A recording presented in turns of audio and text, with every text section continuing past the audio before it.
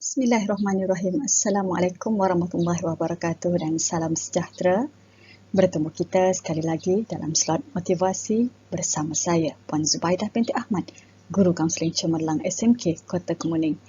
Hari ini cikgu akan berkongsi berkaitan dengan tajuk pengurusan masa. Apakah yang dimaksudkan dengan pengurusan masa? Untuk makluman anak-anak sekalian, pengurusan masa bermaksud anda mampu menguruskan masa secara berkesan bagi melakukan aktiviti harian dan merasa puas hati dengan apa yang telah anda lakukan. Pengurusan masa yang berkesan merupakan ciri penting dalam gaya hidup yang sihat. Tahukah anak-anak kenapa kita perlu menguruskan masa? Pertama, memenuhi masa dengan aktiviti yang berfaedah. Kedua, apabila masa diuruskan dengan baik, kita akan menjadi lebih produktif. Yang ketiga, menguruskan stres dengan baik. Yang keempat, menjadi lebih yakin. Dan yang terakhir, jika masa diuruskan dengan baik, pastinya emosi kita akan terpelihara. Bagaimana kita ingin menguruskan masa? Panduan kepada anak-anak yang ingin cikgu kongsikan hari ini adalah yang pertama, anak-anak perlu menetapkan matlamat tentang apa yang ingin anda capai. Sama ada matlamat jangka pendek atau matlamat jangka panjang. Yang kedua, bahagikan aktiviti harian anak-anak mengikut kategori. Ada 4 kategori semuanya. Yang pertama, kategori perlu dan segera. Kedua, perlu tetapi tidak segera. Yang ketiga, tidak perlu tapi segera. Dan yang keempat, tidak perlu dan tidak segera. Kenal pasti aktiviti harian anak-anak mengikut kategori tersebut.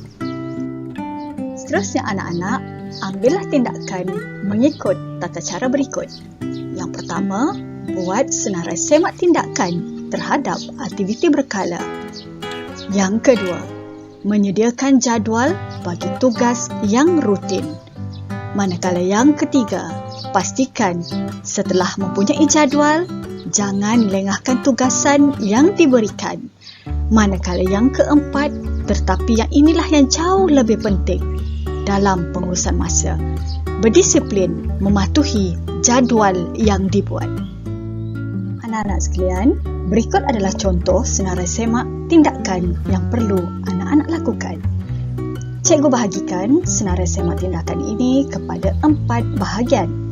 Yang pertama iaitu bilangan. Yang kedua, senarai tugasan. Yang ketiga, bilakah tarikh tamat tugasan perlu disiapkan ataupun due date. Yang keempat, tindakan. Tandakan right atau slash pada yang telah pun selesai. Kita lihat contoh senarai tugasan yang ada pada paparan yang cikgu sediakan ini.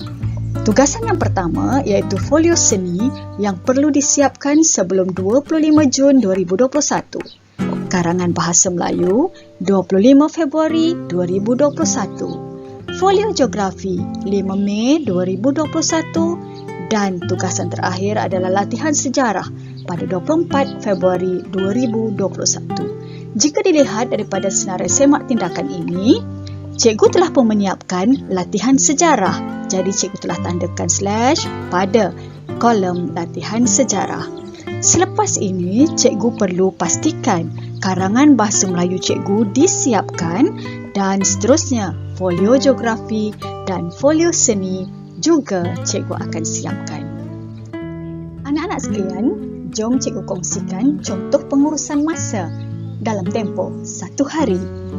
Kalau dilihat kepada paparan yang cikgu berikan ini, anak-anak bermula jam 6 pagi menguruskan diri dan solat, manakala 7 hingga 1:30 petang, anak ini perlu pergi ke sekolah. Manakala jam 2 petang setelah pulang dari sekolah, mereka akan rehat dan solat. Pukul 3 petang, mereka akan siapkan kerja rumah. 5:30 petang beriadah. 6:30 petang pengurusan diri dan solat. Manakala pada sebelah malam bermula jam 8:30 malam, mereka akan mula belajar menggunakan jadual A dan 9.30 malam belajar menggunakan jadual B, manakala 10.30 anak ini perlu tidur. Untuk makluman semua, pengurusan masa ini perlu disesuaikan dengan situasi anak-anak dan juga rutin harian anak-anak. Berikut adalah contoh jadual belajar yang cikgu sebutkan sebentar tadi. Kita lihat cikgu bahagikan jadual ini kepada 3 bahagian. Yang pertama iaitu hari, jadual A dan jadual B. Anak-anak sekalian, kalau dilihat antara hari Isnin hingga Ahad, cikgu telah pecahkan jadual belajar kepada A dan juga B. Pada hari Isnin, anak ini akan belajar bahasa Melayu dan matematik. Hari Selasa, bahasa Inggeris dan perdagangan. Hari Rabu, sejarah dan sains. Hari Khamis, pendidikan Islam dan geografi. Dan hari Jumaat, anak ini akan mengulang semula jadual hari Isnin. Manakala hari Sabtu, kalau dilihat di sini, anak ini belajar jadual pendidikan Islam, bahasa Inggeris dan juga perdagangan dan geografi. Manakala hari Ahad, mengulang semula sejarah dan sains. Mengapa hari Sabtu mempunyai subjek yang berlebihan? Kerana hari Sabtu, anak-anak tidak pergi ke sekolah. Justru itu, anak-anak mempunyai lebih masa belajar di rumah. Anak-anak boleh sesuaikan jadual belajar ini mengikut situasi anak-anak dan juga subjek yang anak-anak ambil. Sekian sahaja perkongsian cikgu pada kali ini tentang pengurusan masa. Semoga perkongsian ini dapat membantu anak-anak menguruskan masa dengan baik. Dan semoga kecemerlangan mengiringi usaha anak-anak. Semoga bertemu lagi dalam slot motivasi akan datang bersama saya Cikgu Zubaidah Ahmad. Assalamualaikum warahmatullahi wabarakatuh dan salam sejahtera.